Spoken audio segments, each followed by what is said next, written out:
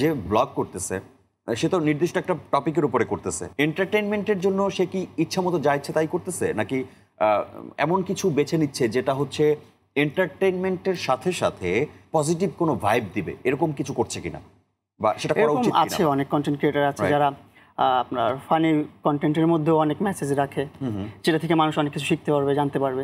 আছে এরকম content creator. আপনি কি কোনটা করছেন বা আপনার? আমি এখন ডেইলি লাইফস্টাইল করতেছি, বিজনেস নিয়ে একটু বিজনেস নিয়ে আগাচ্ছে।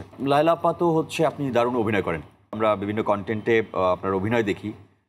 আপনি অভিনয়ের তালিম কোথাও কি নিয়েছেন কিনা বা অভিনয় আসলে কোনো তালিম নেওয়া হয়নি, যেটা হয়েছে যে জীবনে অভিনয় করতে করতে সেটা কন্টেন্টের মধ্যে চলে গেছে।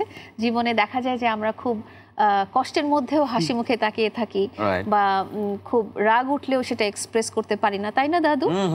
রাগ উঠলেও বকা দিতে পারি না, কোনো কিছুই এক্সপ্রেস করতে পারি না।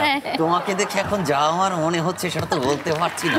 এরকমই তো, ওই জীবন থেকে নেওয়া অভিনয়গুলো আসলে কন্টেন্টে চলে আসছে।